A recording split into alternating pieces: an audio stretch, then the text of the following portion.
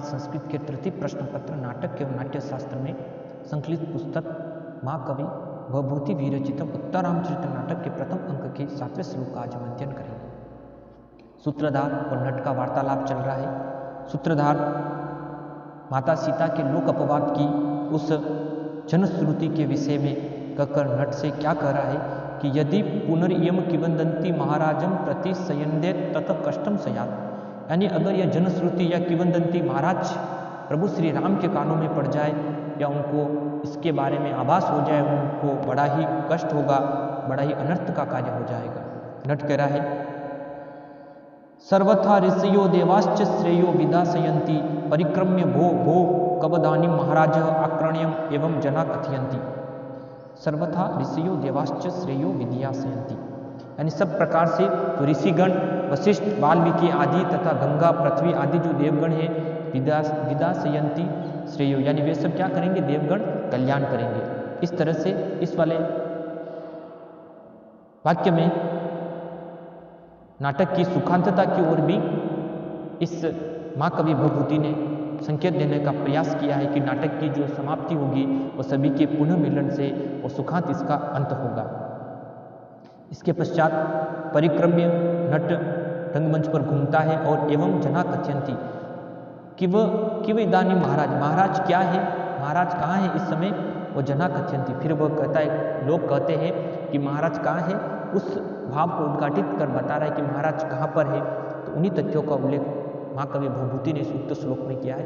मैं श्लोक का वाचन करता हूँ, तत्पश्चात हम इसके अर्थ को देखेंगे। नट क्या कह रहा है, स्नेहात सभा जयितुम एत्य दिनानुय मुनि नित्वो उत्सवेन जनको अद्य गतो विदेहान देव्यास ततो विमनशः परिसान्त्वनाय धर्मासनाद विशति वासग्रम नरेन्द्रः। स्नेहात् सभा जयितुम एत्य दिनान्यनिम, स्नेहात् सभा जयितुम एत्य दिनान्य अमुन्य नित्वो उत्स्वेन जनको अद्य गतो विदेहान देव्यास्ततो विमनशः परिसान्त्वनाय धर्मासनाद विशति वासगृम नरेन्द्रः। वसंत का छंद में निबद्ध श्लोक है। प्रभु श्री राम इस समय कहाँ हैं, तो नागरिकगण क्या कर रहे हैं, वही तथ्य को नट इसमें उद्घाटित कर बता रहा है कि स्नेहात सभा जयितुम एत्य दिनानुयमनि नित्वो उत्स्वेन जनको अद्य गतो विदेहान देव्यास ततो विमनशः परिसान्त्वनाय धर्मासनाद विशति वासग्रीम नरेन्द्रः। स्नेहात् सभा जयितुम एत्य दिनानुय अमुनिः नित्वो उत्स्वेन जनको अद्य गतो विदेहान देव्यास्ततो विमनशः परिसान्त्वनाय धर्मासनाद विशति वासग्रीम नरेन्द्रः। श्लोक का अन्वय इस तरह से होगा, स्नेहात् सभा जयितुम एत्य अमुनि दिनानि उत्स्वेन नीत्वा जनकः अद्य विदेहान गतः तत् विमनशः देव्याः परिसान्त्वनाय नरेन्द्रः धर्मासनात् वासगृहं वसति। प्रभु श्री राम इस समय क्या कहाँ पर है, तो नट बता रहा है कि स्नेहात् सभा जयितुम, स्नेहात् सभा जयितुम एत्यः, यानी प्रभु श्री राम के राज्य अभिषेक जो उत्सव जो सभा जो आयोजित की गई थी उसमें स्नेहात् सभा जयितुम एत्य, यानी राज्य अभिषेक उत्सव में स्नेहात् यानी स्नेहपूर्वक स्वागत करने के लिए अमुनि दिनानि उत्स्वेन नीत्वा जनकः अद्य, यानी उनका स्नेहपूर्वक स्नेहात् सभा जयितुम यानी स्नेहपूर्वक स्वागत करने के लिए आए हुए दिनानि उत्स्वेन यानी आए हुए जो जनक नीत्वा जनकः यानी जनक अद्य यानी आज विदेहान गत यानी इतने दिन व्यतीत करने के पश्चात अमुनि दिनानि उत्स्वेन यानी इतने दिन व्यतीत करने के पश्चात विदेहान गत यानी कहाँ लौट गए हैं, विदेह नगर को लौट गए हैं। विदेह यानी जनक की जो राजधानी वह विदेह है और इसी कारण से माता सीता को वैदेही कहा जाता है। वो अगले वाले श्लोक में भी आएगा। वैदेही वनवास हिंदी में भी एक काव्य रचना है। तो वैदेही विदेह नगर की निवासी होने के कारण माता सीता को वैदेही भी कहते हैं। तो क्या कह रहा नट, स्नेहात सभा जयतुम एत्य अमुनि दिनानि उत्स्वेन नीत्वा जनक अद्य विदेहान गतः, यानी राज्याभिषेक उत्सव में स्नेहपूर्वक स्वागत करने के लिए आए हुए जनक आदि इतने दिन व्यतीत करने पर विदेहान गत यानी विदेहनगर को लौट गए हैं। फिर नट कह रहा है ततः यानी पिताजी के जाने से विमनस यानी दुखी देव्या यानी दुखी सीता को परिसांत्वना यानी सांत्वना देने के लिए नरेंद्र प्रभु श्री राम के लिए आया हुआ है कि महाराज प्रभु श्री राम धर्मस्नात यानी धर्म के आसन से यानी न्यायासन से उठकर वासगृह विशति, वासगृह का अर्थ होता है अंतःपुर में विशति यानी प्रविष्ट कर रहे हैं, प्रवेश कर रहे हैं। एक साथ श्लोक के अर्थ को देखिए, क्या कर रहे हैं कि स्नेहात सभा जयतुम एत्यः यानी स्नेहात सभा जयतुम एत्य अमुनि दिनानि उत्सवेन, कि राज्याभिषेक उत्सव में स्नेहात यानी स्नेहपूर्वक स्वागत करने के लिए आए हुए नीत्वा जनक यानी जनक आदि के इतने दिन व्यतीत कर अद्य विदेहान गत यानी अपने विदेहनगर को लौट गए हैं, और पिताजी के जाने से तथा यानी उनके जाने से विमनस यानी अत्यंत दुखी माता देव्या यानी माता सीता को परिसांत्वना यानी सीता को सांत्वना देने के लिए नरेंद्र धर्मस्नात यानी प्रभु श्री राम न्यायासन से यानी राजासन से राज सिंहासन से उठकर वासगृह विशति यानी अंतःपुर में प्रविष्ट हो रहे हैं। इस वाले श्लोक में स्वाभोक्ति अलंकार स्वाभाविक वर्णन है और वसंतलिका छंद की छटा विद्यमान है। यहाँ पर धर्मस्नात और नरेंद्र शब्द प्रभु श्री राम के चरित्र को उद्घाटित करने का प्रयास करते हैं कि प्रभु श्री राम राजधर्म का दृढ़ता से पालन करने वाले हैं। वो पहले नरेंद्र हैं यानी इसके पश्चात जो स्वामी है पति है वो बाद में सबसे पहले वे प्रजापालक हैं, प्रजा के रक्षक हैं। ये इनका पहला नरह प्लस इंद्र यानी नरों में जो इंद्र है कहने का तात्पर्य पहले वे प्रजापालक हैं। इस तरह से आगामी घटना चक्र का भी हमें महाकवि भवभूति के द्वारा थोड़ा बहुत इससे अनुमान हो जाता है कि प्रभु श्री राम पहले प्रजापालक है, अन्य पारिवारिक संबंध उनके बाद में है। इस तरह से इस वाले श्लोक में नाटक के सुखांत अंत की और प्रभु श्री राम के गुणों की महाकवि भवभूति के द्वारा इसमें बड़ी ही सुंदर सरस और काव्यकृति के अनुकूल अभिव्यंजना उद्घाटित की गई है। धन्यवाद।